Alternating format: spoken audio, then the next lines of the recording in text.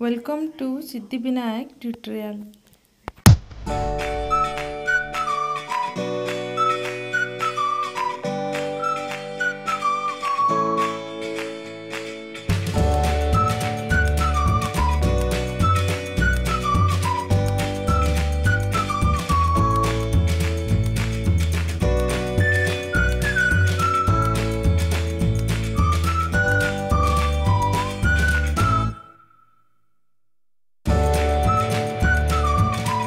प्रभात पिले माने आज आम करवा पूर्व पाठर आलोचना क्लास 3 प्रश्न नंबर 16 रु 20 पर्यंत।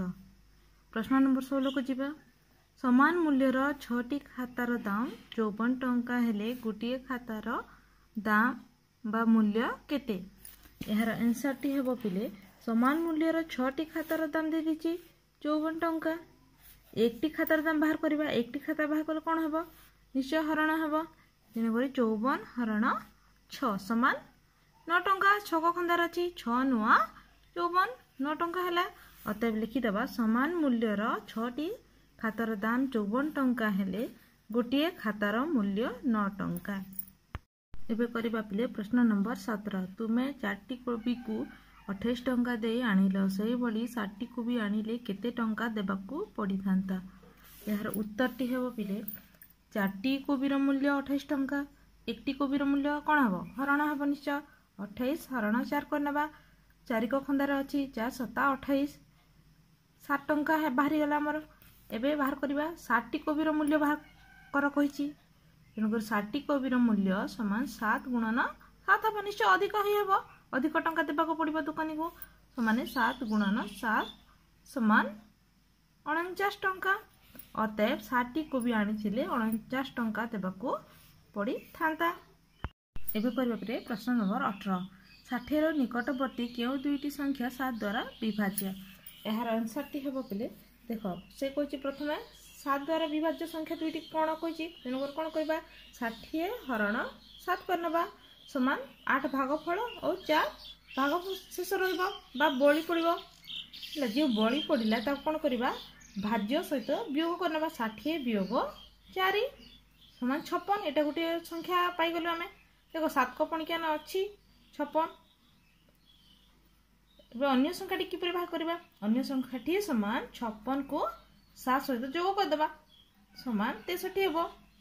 अतएव आमे दुईटी संख्या पाई गले 56 और 63 लिखि देबा।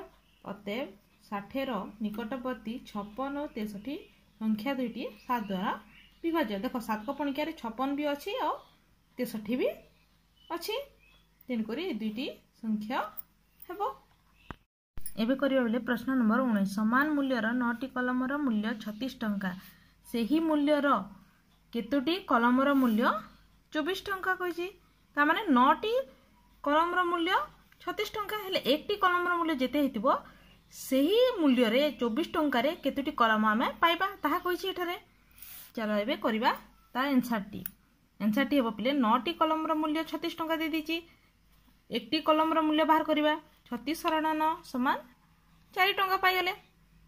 हेले प्रत्येक कलम को 4 टंका, एकटी कलम को 4 टंका हेले 24 टंका रे हमको केतोटी कलम मिलिबो ताहा बाहर कर कहिछि। तेनकुरी करी लिखिबा 4 टंका रे मिले एकटी कलम। 24 टंका रे मिलिबो 24 हरण 4 समान 6टी। 4 को खंदार अछि 424। अतएव आम आंसर पाई गले। अतएव लिखि देबा समान मूल्यर 9टी कलमर मूल्य 36 टंका हेले 6टी कलमर मूल्य 24 टंका हेबो। एबे करबे बेले प्रश्न नंबर 20। 35 रे अति कम रे केते जोग कले जोगफल 8 द्वारा विभाज्य हेबो?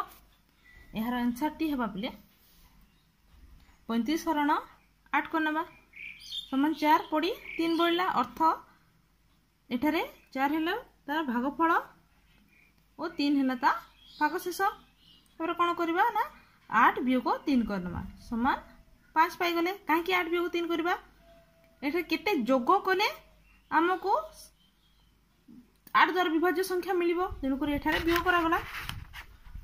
अतएव 35 रे अति कम रे 5 जोग कले जोगफल 8 द्वारा विभाज्य हेबो। देखो 35 आम 5 जोग कले 40 पाई गले। 40 8 द्वारा विभाज्य होउची 8 को खंदारे अच्छी 8 पंचा 40 तेणुक ए आंसरटा ठीक अच्छी। ए भिडियोटी देखि धन्यवाद।